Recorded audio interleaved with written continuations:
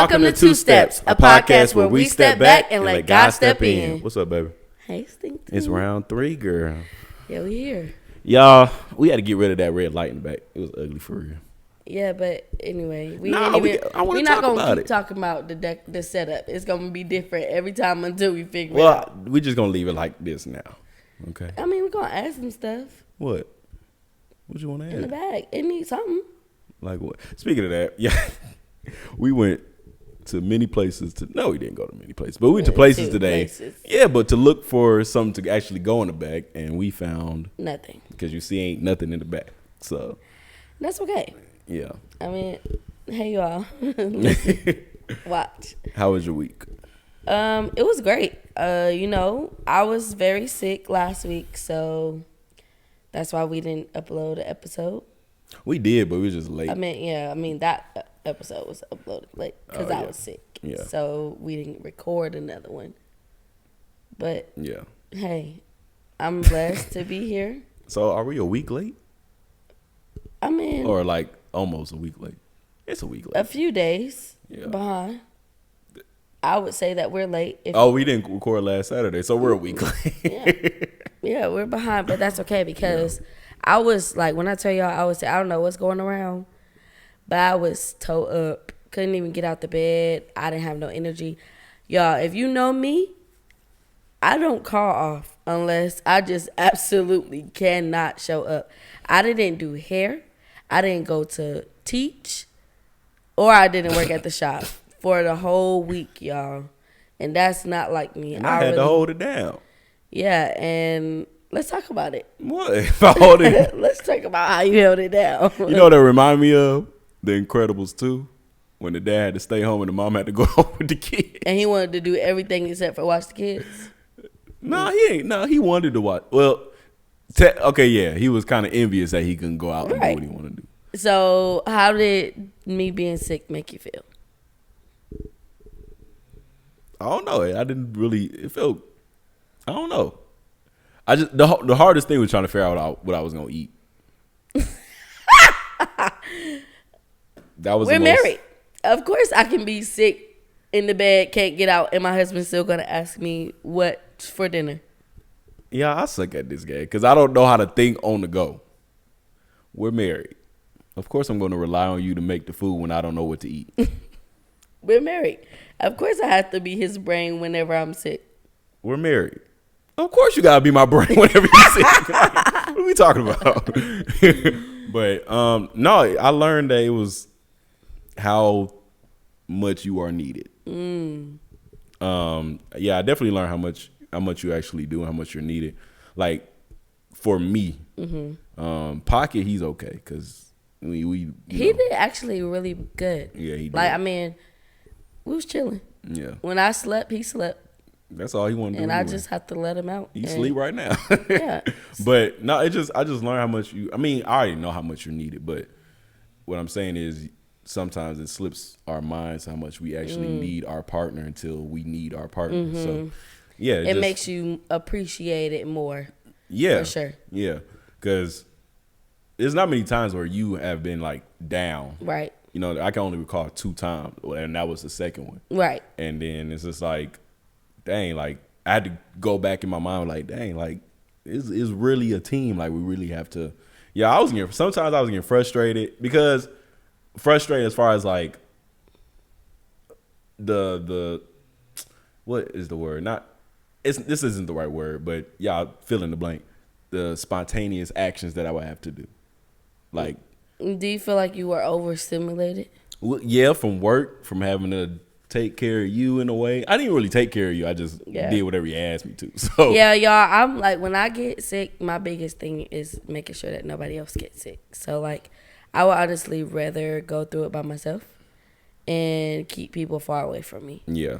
I don't know if that's a good or a bad thing, but honestly, it worked. It works. Because you didn't get sick. Well, me, I don't really get sick. No, I don't But either. when I get sick, I get sick. Yeah, and he's a big baby when he's sick. We're married. Of course I'm going to be a big. Have you ever seen the episode of Martin when he got sick and Gina was taking care of him and he was a big baby? Yeah, that's me. Yeah, I know. Oh, you don't have to tell me. Right. You was like that when we was dating, so. Yeah. I can only imagine with us being married. I can only imagine. Yeah. Don't know the rest of the word. How dare you? What? Y'all, we've been married for 2 months now. That's crazy. How does that feel? I don't know. When we first got married, it didn't feel like anything changed to me. Okay, and then what does it feel like now? It still don't feel like anything changed. I feel like things changed. Like what? Not in a sense of like our lifestyle, but more so how we are with each other has changed a lot. Mm-hmm. I feel like you are way more protective than you used to be. Never mind. You ghetto. Intrusive thoughts always take over. But no, I definitely think you're way more protective than you used to be. When people like say marriage changes. Sorry. I know you lying. When people say like marriage changes you, I don't think it changes like. Well, I don't know. I can only speak for ourselves. Mm-hmm. But I said ourselves. I can only speak for me. We're one. Well, yeah, I can only speak for us. But I don't think who I was or my character changed. I think a lot of parts of me that I didn't know was there were enhanced. So like, I feel like I'm way more feminine than I've ever been in my entire life. Mm-hmm. And feminine being as like not feeling like I have to be in control of everything. Mm-hmm. Just being able to allow you to do it. Like, I've never been in a relationship and just be like, oh yeah, you do it. You do everything. No, because I've grown up to do everything on my own. So I take a sense of pride in being able to provide for myself. And then now it's like, we're married. Of course I don't have to do much. I slick wish you had that same mentality. I do it. Yeah. Not all the time, but like, I'm just talking. I really don't wish you would do that. I'm just joking. But I think I agree when you said like, you can, like, your feminine side has definitely tapped in because I see it now. And it's like, before I seen it, but it wasn't like, it wasn't there for real. It wasn't there for real. Like, you was as hard as me. I was like, bro. I was your dog. No, bro. I was your dog. G, homie. I was your dog. Hey, cuz. Hey. Like, hey, folks. She ain't too far now. Hey, you might want to chill out. Hey, folks. Bring her out. When you bring her out, she ain't too far. Yeah, that's Isaiah talking. She ain't too far. Isaiah. Wait till she put that fitted cap on. Let me come in here with a hat on, and then y'all know what's up. Isaiah. No, I'm just kidding. I'm not that person no more. I'm really not. I just feel like there's a side of me that feels. Oh, it's so funny because I was thinking about this the other day. I feel like when you are in a relationship that you don't fully completely. What the heck? That one. You don't completely feel naked in the relationship. There's a part of you that holds the wall up to where you protect yourself in a sense, to where it's like, if this doesn't work, I'm still gonna be good, right? But then when you get into marriage, there's this like complete vulnerability that takes place where it's like, I feel like you don't really, we talked about this last time, but like, you don't really get to know a person until you get married. Like, because it's parts of you that's constantly being stripped away. And I feel like even though we've only been married for 2 months, I feel like I've become like completely naked. Like, I'm able to express myself exactly how I need to. And did this happen overnight? Heck no. And it's still taking work. Like, even with us doing the podcast, I feel like it's helped our communication so much. But you've always been my best friend. But I think, like, being married and valuing what a wife truly is, it has allowed me to, like, relax and not feel so overwhelmed or overworked by doing things that I wasn't created to do. I feel like now I can be more nurturing and create more of a peaceful environment because I don't have the pressures of having to do everything or play all the roles and still come home and be a woman. So I feel like All your stuff Sorry, going y'all. off. My bad. I feel like Kadeem with all her stuff be going on while they be Yeah. recording. Okay, go ahead. But I feel like it's definitely changed how I can approach life for myself as a woman. And I feel like that's like a great step before starting a family, because I want to be able to be an example of what a woman is or should be, and not have, like, if we have a daughter or a son, them think of, oh, my mom is like so hard and she just does everything on her own. We got two dads in there. there. Like, yeah, like I have two dads. but I feel like that's where the confusion comes. Yeah. And whether you were raised by both parents or one parent, how you see your parents shapes some way and somehow how you view life for yourself, until you get older to realize, like, okay, well, maybe I shouldn't do this. But until you get of age to understand, you just kind of go based off of what you see. And I definitely think that makes a difference. Yeah. When you was talking about being naked, all I could think about was like when Adam and Eve was naked, and then they went through iniquity, and then God put clothes on them to try to hide themselves. I don't know if they hide them. I never really understood like why he put clothes on them, whether it was for themselves, not really clothes, but he put something to cover them up. Right. I think it has to do with like shame. Well, I think it's more like a sense of purity. From being completely naked, that's a sense of purity. And then when clothes, like, you're no longer pure. Put these drawers on. Get out. But you think about it, like, Yeah. babies aren't born with clothes on. Yeah. Because there's a sense of innocence. I just thought about something. That's true, but you know what? When we have our baby going to Sam's Club with no clothes on. Get out. Get out. You ain't got no clothes on. Shut up. He's pure. Get out. They gonna kick us out and cancel our membership. Give me the funky $20. But nah, I definitely agree. I just think, like, I'm just happy that you kind of stepped into that feminine side of yourself, because I don't know, it allowed, like I told you in private, like, it just allows me to be confident in wanting to be a leader and being, I'm not the most masculine person, but step into that masculinity. No, I'm not. What is masculine? I feel like, all right, maybe this is just me. When I hear the word masculine, think somebody that's swole. That's what I hear. I'm not about to talk to you today. But seriously, what is masculine to you? Because I feel like that's something that society, I feel like people get those terms and then kind of make a more of a physical thing than the true meaning. To me, I think masculinity is just like, is being confident in who God created you to be as a man. And it just like has a lot to do with like understanding the power that God gave you as a man in your marriage or over your kids. But it's like not, I think masculinity just comes with like a sense of self-esteem that is like leading, and it's like leading your house, leading your friends, or you know what I'm saying, like just being an example of like being an example to people who are trying to figure out what masculinity is, but being an example of like, I mean, to me, I feel like masculinity and leadership go hand in hand. So do you feel like women can be leaders? Yeah, I feel like they can. I mean, not leaders of something that God ordained for men to be leaders of, no, but leaders in their own outright of like their business, or like leaders of like a company. Yeah, things that they lead in outside of the house. Yeah.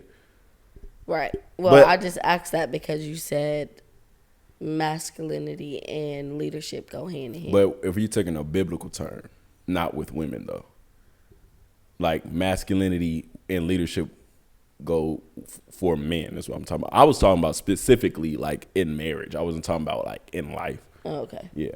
But in life, yeah, women can be leaders. I definitely think they can be. There's a lot of leading women. But well, in the Bible, there was a lot of women that were leading without titles. Right.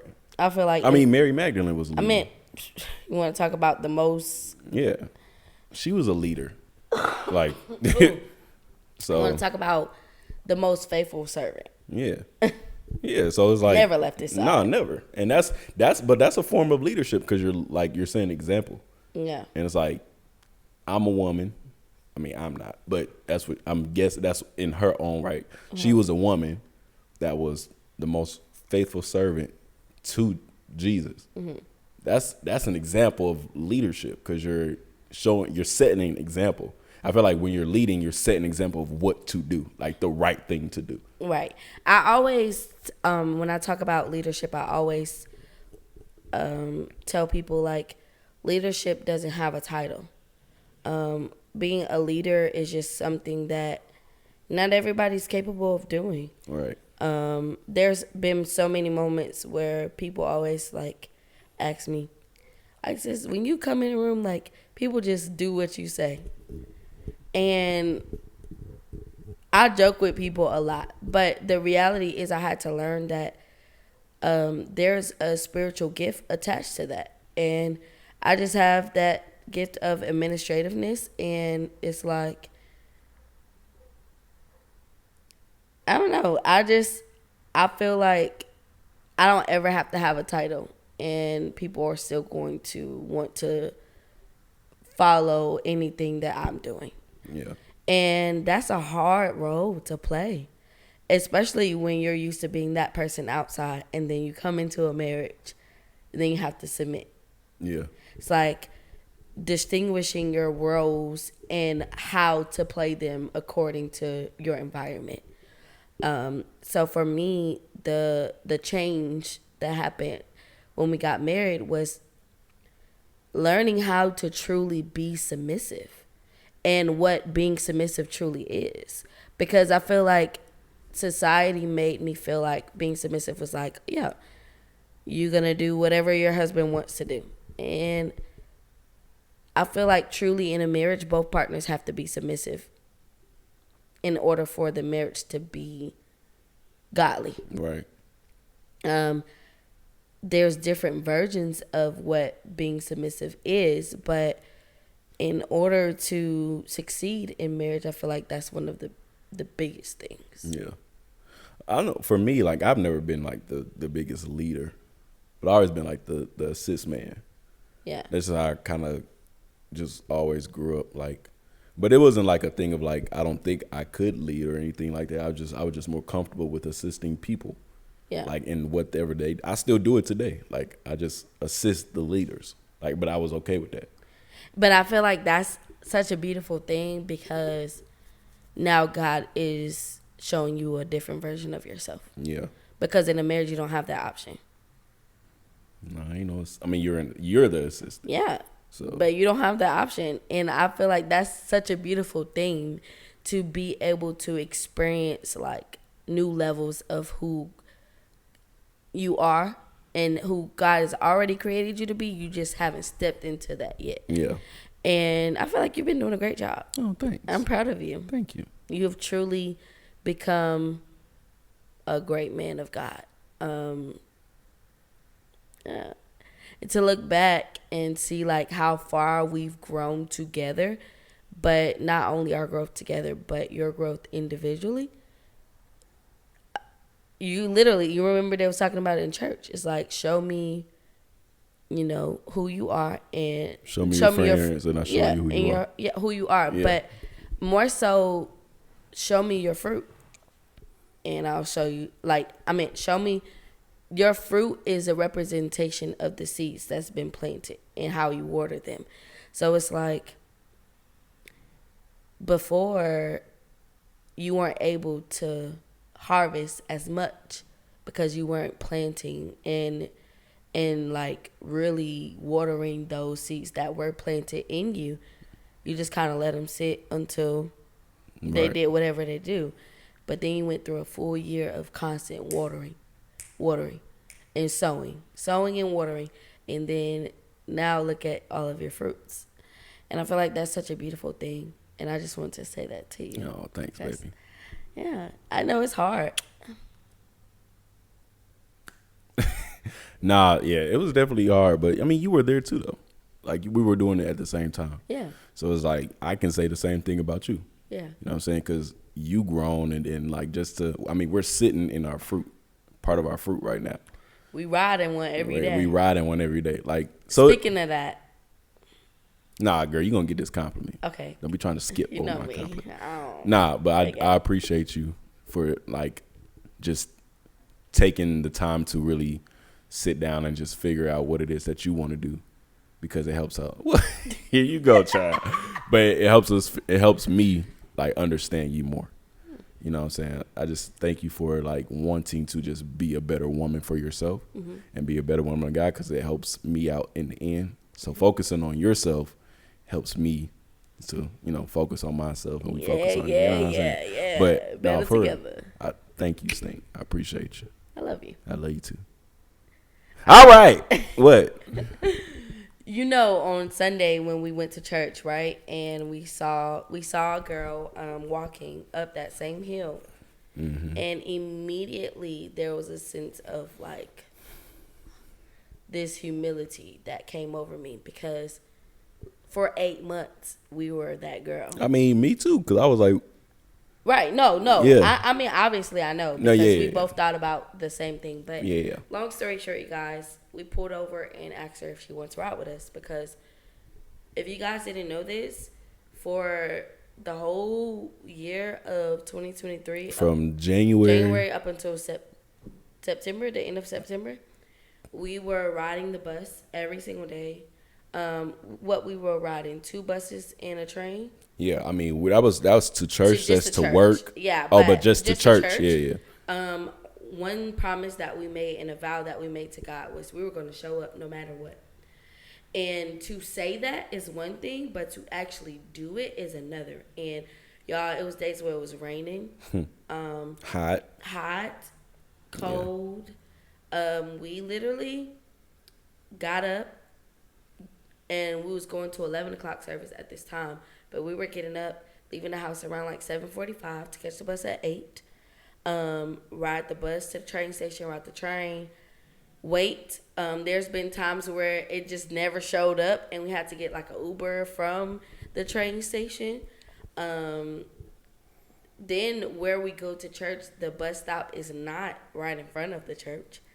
We have to get off the bus, walk down a hill, walk up a hill, and then walk down another hill to actually get to church. And when you are truly invested in the calling over your life and seeing the vision that God has for you, and you're constantly looking towards God, you don't realize all the obstacles that you endure until you look back and be like, dang, we really went through a lot. Right. But you don't see it because your eyes are focused on God. And that was the best thing that we ever did, y'all. It wasn't until we were in premarital counseling, we had a meeting with our counselors, and they were pretty much like, we were telling them that we had just got a car. And we were explaining the story, because nobody ever knew that. I don't think the only person that probably knew that was Aja. Yeah. But all of our other friends, everybody else, we was just showing up. Mm-hmm. People didn't know. Oh, sorry. So I'm at home. I'm chilling, but I forgot. I forgot. Yeah, but that's the point. Forget. You know what I'm saying? We were just showing up, y'all, and I think it's kind of a sense of fasting, right? Because in the Bible it talks about not telling your right hand what your left hand is doing. Right. And while we were experiencing those trials, we never once complained about having to do that. It's like, oh, we're not going to be able to come because such and such. Like, we were even having rehearsals and getting Ubers and Lyfts, asking for rides, paying people gas. This was all in the same day, too. Yeah. Church and rehearsal was in the same day. And then on top of that, Monday through Friday, was work. Going to work. Yeah. Riding the bus. Catching the Ubers. Spending like $2,000 together on Uber. Y'all, and when you talk about financial increase, it's like you don't even realize the increase that God is already giving you, because you don't even know where your money is going towards. And it wasn't until we sat down and was like, wow. Yeah. Like, what? That was a lot of money on Ubers and Lyfts. A month. A month? And we still spend less on transportation than that now. For sure. Like way less. For sure. Like. But it was just like God was. We really, I think, I didn't mean to cut you off, but I think we only spend like maybe $1,200. I'm talking about that's with the car note. Yeah. And gas. We didn't really have to tell them how much we spent. It ain't their money. I mean, but anyway, I forgot what I was going to say. Find something else. Pick it up. Pick it up, pick it up, pick it up now. Oh. But yeah, all in all, it's just a blessing to just be able to just sit down and analyze where we used to be and then just be happy of where we are now. Yeah. But I think that just comes with like balancing too, though. Just balancing being faithful and then balancing like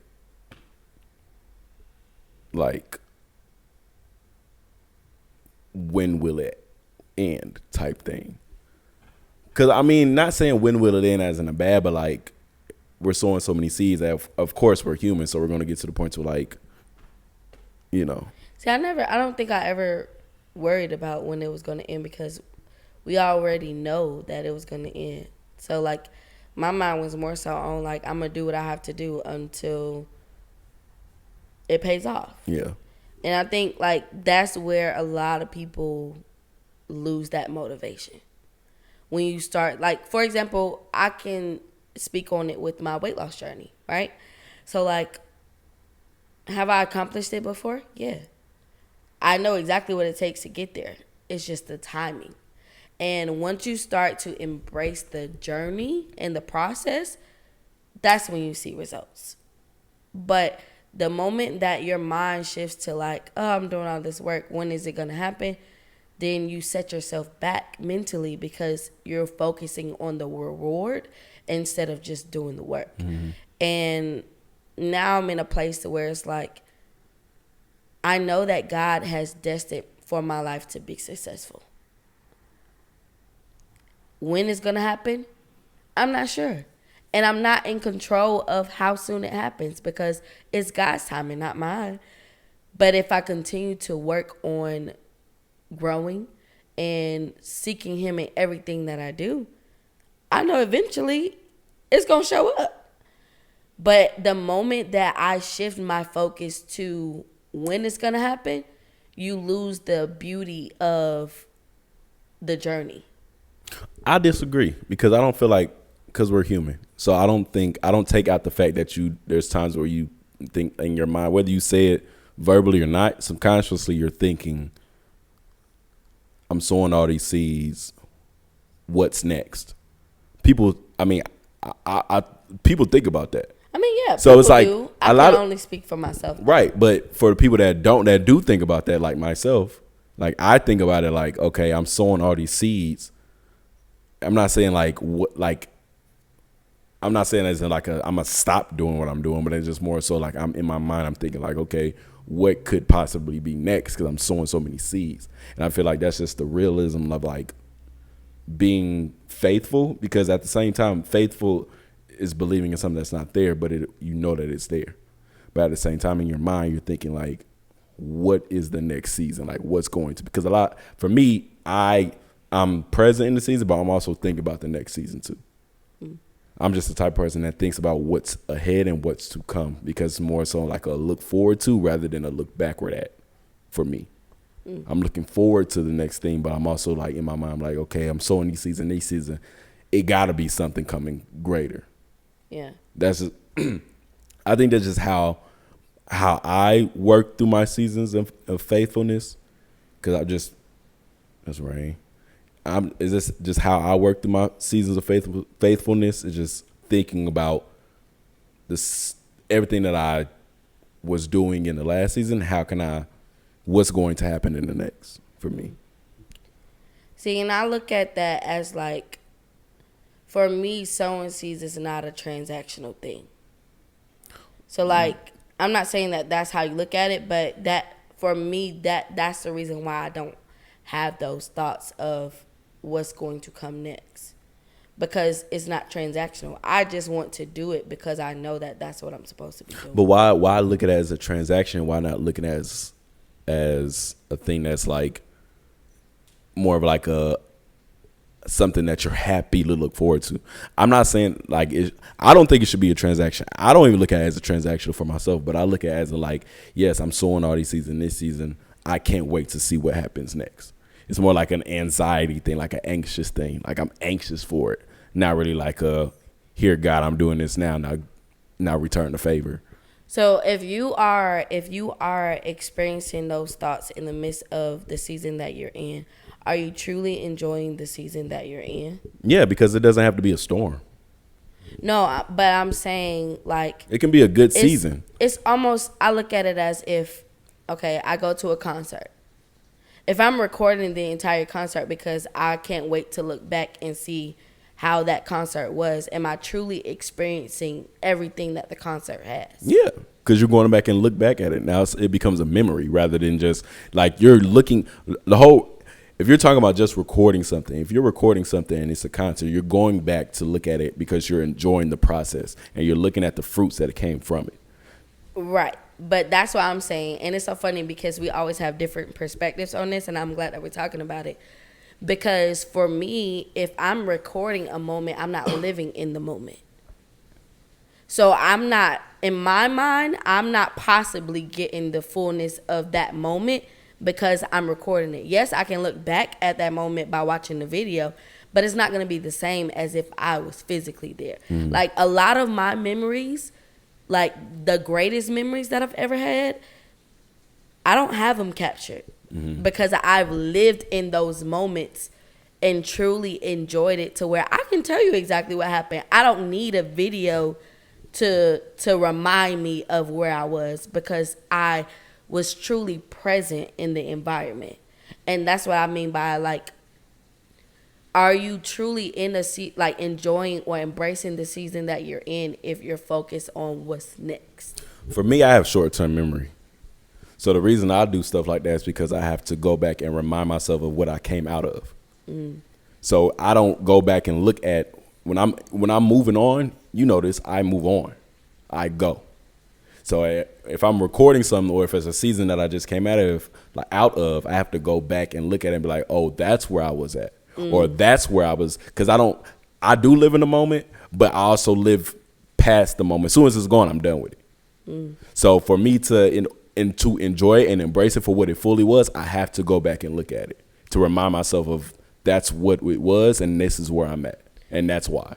So do you feel like your embracing comes after the moment is past? Like you are, okay, based off of what you said, this is how I'm processing it, okay?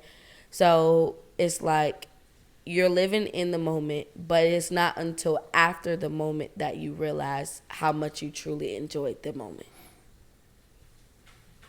No, while I'm in the moment, I am enjoying it.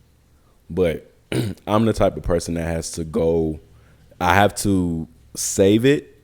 That way I have it with me always. Because I can't live with just the memory. I have to have it in real life in order for me to embrace the fullness of it.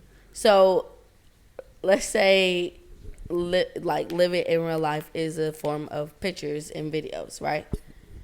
If those things get lost, will you still have the same memories? No, I forgot about it. Right. So what can you do during seasons to where those memories aren't taken away from you at the hand or the sake of it getting... He trying to get attention. Of it getting lost. Ask it again. So if the memories, all the memories that you have are on a drive, and that drive gets stolen, lost, everything almost gets erased accidentally or whatever the case may be, and you no longer have those memories, what can you do while you're living in the moment to process memories to where they can't be taken from you anymore? Just create new ones and just do it again. I feel like it becomes a cycle for me.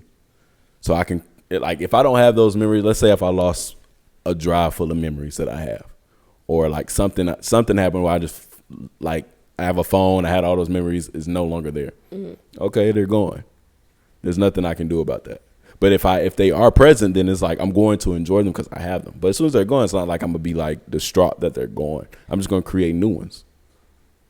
Right. I think it's what I'm asking is more of the mental than it is actual pictures and memories. No, I know what you're saying. Like I say, I'm going to create new memories. My mindset is not focused on what was. Like if I have it present to me, it's now what is. It's never what was for me. Right. But you make the statement that in order for you to embrace where you were, you have to look back and see what season you were in. Mm-hmm. So if you don't have those memories to look back on, you won't have a reflection moment of where you were if you don't have them in your mind. Mm-hmm. So that's where my question is. If you're not if you're not living in those moments and to where you're making the memories thick in your mind and they're only in physical terms, how are you going to have those reflection moments later in life to see where you were? That's why it just becomes a cycle. So I no longer reflect on like what. The thing for me is I don't use the past memories for present situations. So if there's a past memory, it was a past memory, but I just look back on it and be like, oh, that's where I was. But if those memories or if those whatever just happened to be lost or whatever the case may be, now I'm just focused on the memories that I'm creating now. And then it becomes a cycle. Like when I go into the next season, I look back and look at this season, like, oh, okay, that's where I was, this where I am, and if so forth and so on. So it's like if I'm creating a memory now, right? Like our home, this is a memory for me. It's not. It will be a memory at some point. Mm-hmm.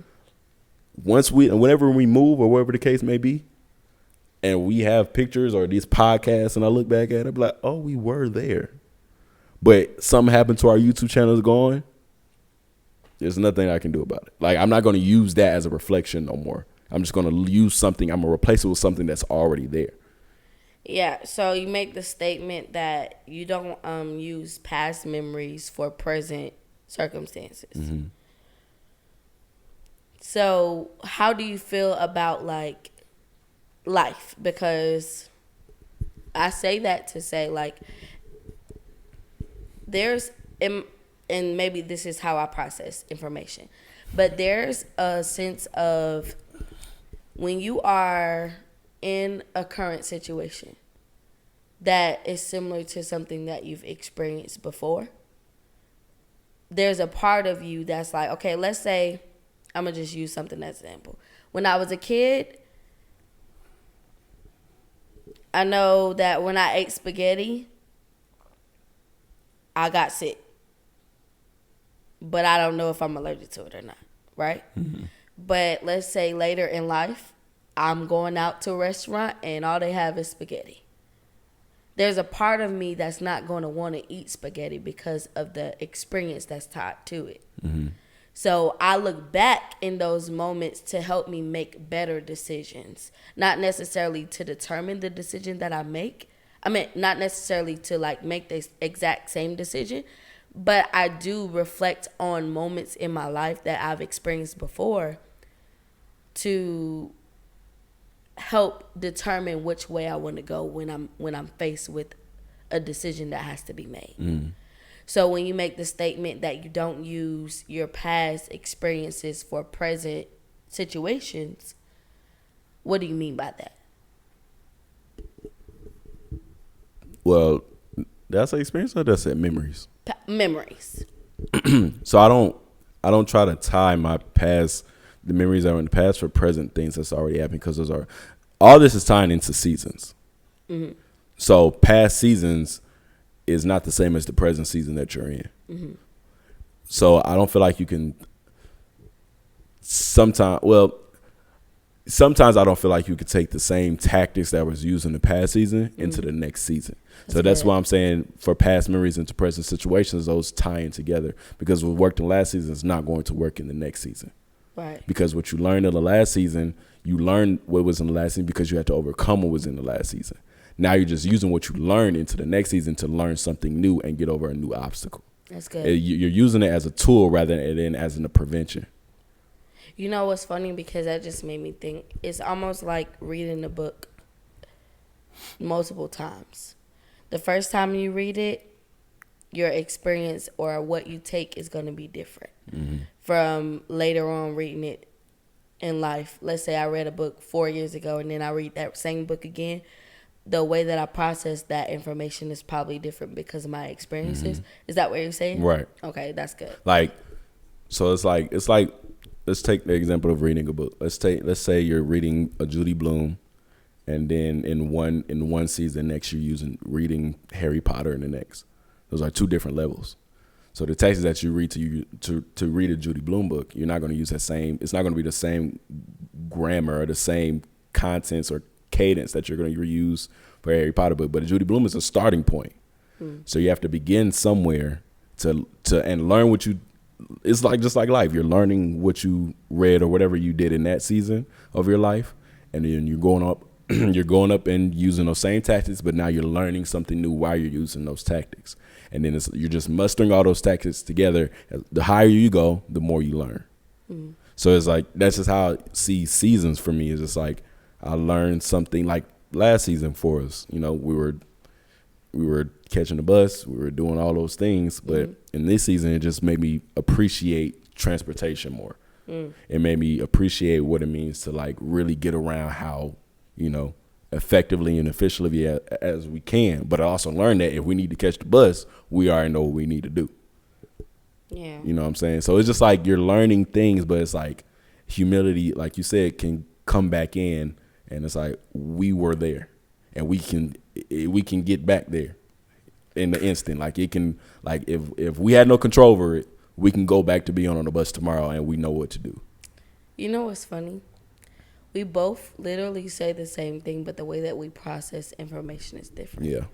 So, like,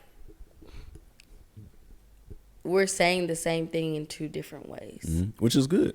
No, it's great. Yeah. But I think, like, this is why this moment is so beautiful, because I feel like in the beginning of our relationship,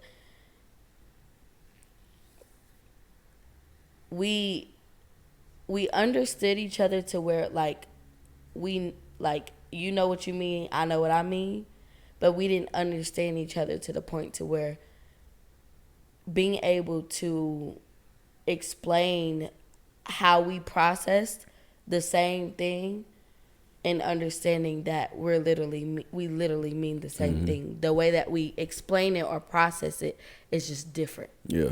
And to be where we are right now, to like have this conversation and come to terms to like we literally are thinking the same way, but the way that we process the information is scattered differently. So it's like you do this one first and then you do this one, but I might do that one first and then go back to the other one. And then how it comes out. Like I would never forget when we were living in an apartment. And we were hanging up clothes. You know, so funny. That was the first thing that came to my mind when you said that. We were hanging up clothes, and y'all, when I grew up, like we gonna hang up all the clothes and then put them in the closet in order from like long sleeve, short sleeves, right? So this is our first time ever doing this task together, and I was hanging them up, and here NyKe is hanging everything up. Then he putting it in the closet and then separating it. Like, he's hanging them all up in the closet together and then going back and separating it after it's already hung up in the closet. And I asked him, I'm like, what are you doing? And he's like, I'm hanging the clothes up. Right. But in my mind, it's just like, as a child, you learn things a certain way. And you feel like that's the only way that it gets done. And NyKe make this statement. Why does it matter how I do it as long as it get done? And when I tell you that statement humbled me so much. And it really made me understand that everybody's taught things differently. There's no one right way to do. There's no one right way to do things. I feel like if the goal is met, how you get to the goal doesn't really matter. Yeah. And it wasn't until I started to understand what you said and what that truly meant and how important that was for our relationship, because we do a lot differently. Yeah, but everything gets done though. Yeah. So like, but that's a part of being a team. like like I don't do this anymore, but when we were washing dishes, Mm-hmm. I would run dishwater Right. and put it in the dishwater. Uh-huh. You didn't do that. You just let the water run and Well, I think that's just a ick of mine. I don't like dishwater. Yeah. Because I truly believe that how are you cleaning dishes in dirty water? Same way you clean your body in the bathtub. But that's why I don't take baths. Right, you don't. Because you're sitting in dirty water. Like, yeah. That's why I like showers, because you just let it run. It's continuous, fresh, new water coming on your body. So, like, if I'm soaking all these dirty dishes in water, whether it got bleach in it or not, the water is not even clear anymore. So, especially if you made pasta, now it's just a whole bunch of like murky brown water with no soap. Yeah, but it's just like, but that's why it's so funny because it's the smallest things. Yeah. But that's why I like rinsing off dishes before I wash them. And a lot of people will look at me crazy because, like, okay, you're going to wash it. But it's like, why would I take my clean rag and wipe something dirty to have to clean it all over again? Like, I would rather just rinse everything off and then start the washing process. But it's so funny. Yeah, we literally we do the same thing, but almost everybody do the same thing, but they just do it differently. Yeah. Like, well, I mean, I wouldn't say do the same thing, but whatever the task is, they have their own way of going about getting it done. And I think that that's the difference between being in a relationship and being married. Yeah. Because in a marriage, you're not just coexisting with someone. You actually have a partnership that you have to. Every decision that you make affects the person you're with. Right. In a relationship, you coexist. So it's like, if you want to mismanage your funds, you do what you want to do. I still got my money over here. We can't do that over here. You can't do that in a marriage because it truly affects. If you are in a marriage that honors those things. That honors each other's opinions and each other's. Yeah, well, and truly that honors God, because when you honor God, you become one, like, one flesh. I meant two flesh becoming one, right? And so it's like, if we're both walking into a marriage deciding to live our own individual lives, are you truly married?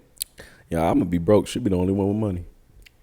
That's just the honest. Because for me, it's like finances. I know how important finances are, but I've never been the type of person to really care to steward over finances before. But I think that all has a role in how you were raised. Yeah, because I never really. You never had to worry about that. Yeah. And for me, I never had to worry about money, but my mom really made us value the things that we have. Right. So, like, even, y'all, I've been a hustler all my life. Okay? When people say your first job, my first job was selling snacks at school, because my mom was like, here, baby. Here, and I'm finna freeze all these Gatorades at night, and you gonna put them in your cheerleading bag, right? And you gonna sell these for $2, and then these chips, they're $1, and don't get caught, because if you get caught, then you can't make no more money, right? But it's so funny because I think that's what created my entrepreneur mindset. Yeah. Meanwhile, I'm over here chilling, sharing my Taco Bell food with people. And see, I share because I'm the only person in school with real life food.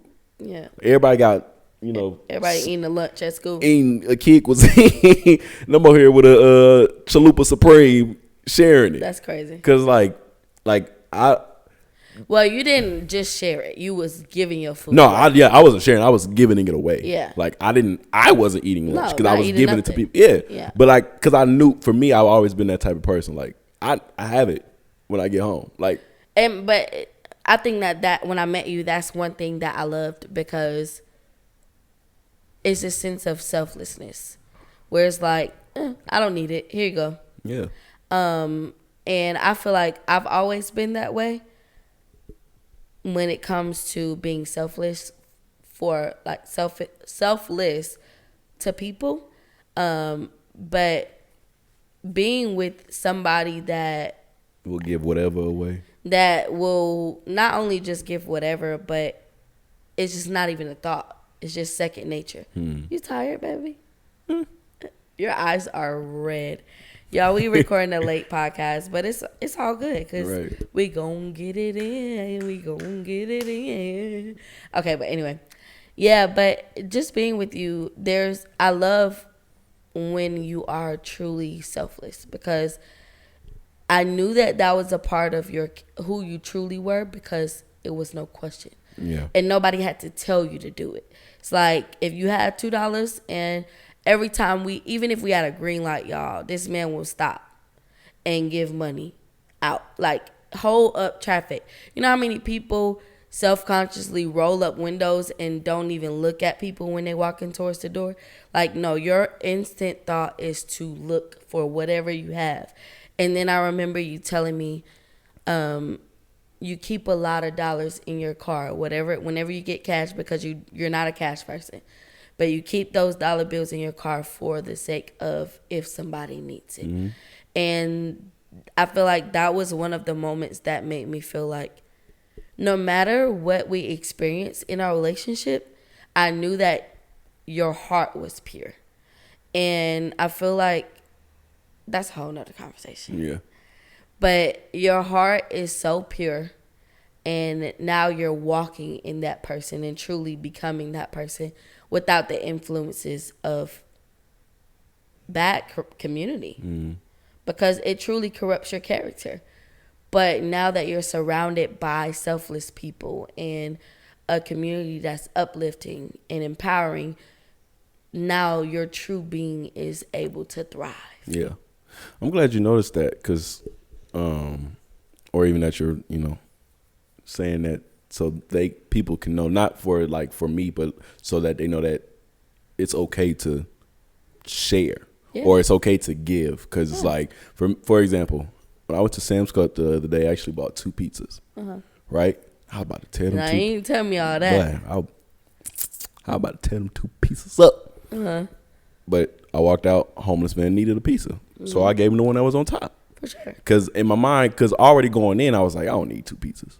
But you got 2 anyway. But I bought 2. And now I see why I bought 2. Right? So I gave him the other one, and after that first one, I was full. Right. But just hit me. I don't feel like we need more than what we need. Meaning, I don't feel like we need more than what we think that we can take on.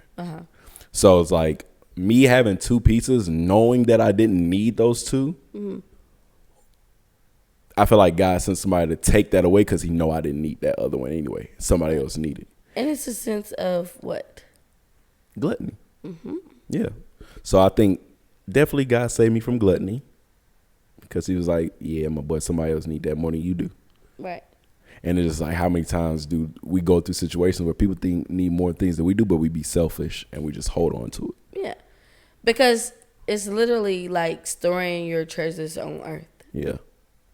Not my friend. He had a good meal. Right. We both ate together. We didn't eat together, but we ate. And yeah. I'm happy somebody else ate today. That's great. Well, that day. Yeah.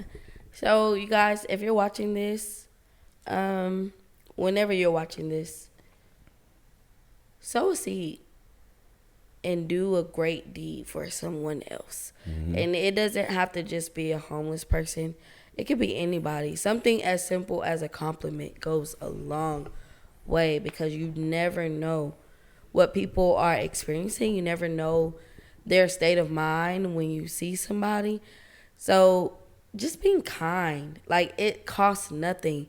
So even if you're not in a financial position to help people, there's so many different forms of help. Right. And I feel like that's the part that the world is missing. It's like, it doesn't cost to be kind. Yeah, I get frustrated when people are not kind. Yeah, it irritates you. But I think the beauty of kind people is that your light will spread eventually. Yeah. It's only so far. I mean, it's only so long before a spotlight in a room's turned into a full lit room. It's kind of like if my plants are growing and yours is right next to mine, my water is going to run over into yours eventually. So soon yours will sprout. It's like I said this in college and I stick to it, but I've always looked at it as if God is blessing somebody close to you, that means he's in your neighborhood. So what makes you think he's going to skip over your house? Right. Like if I'm riding through the neighborhood, I'm going to pass your street. So it's up to you to let him in. Or he is going to pass because he's not going to invade your property. Right.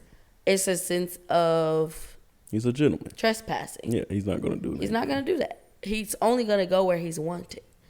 And that's the one thing that I love. And when your cup is overflowing, stop trying to store up the rest of it for just in case.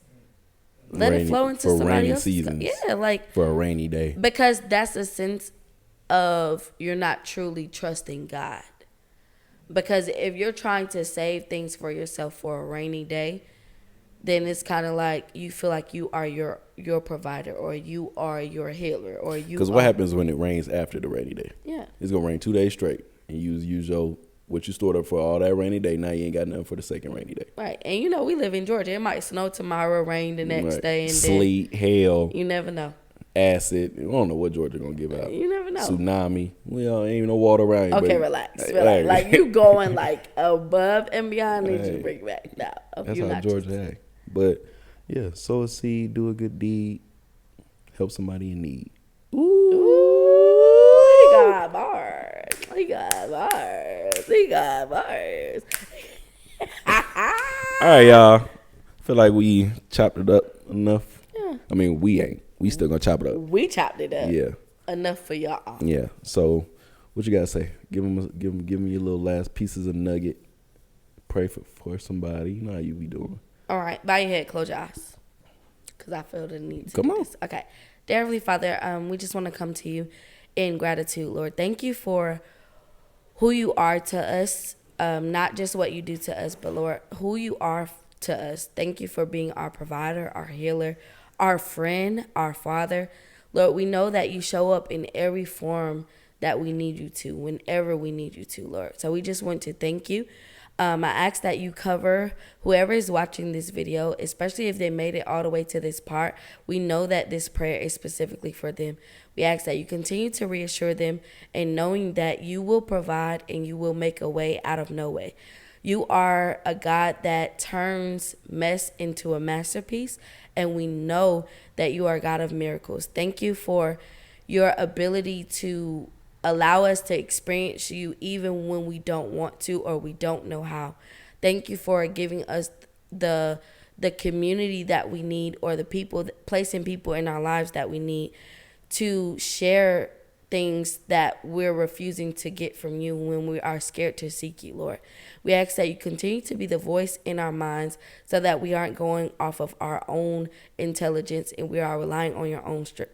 We aren't relying on our own strength, but we're relying on yours, Lord. I ask that you continue to cover them and protect them. In Jesus' name I pray. Amen.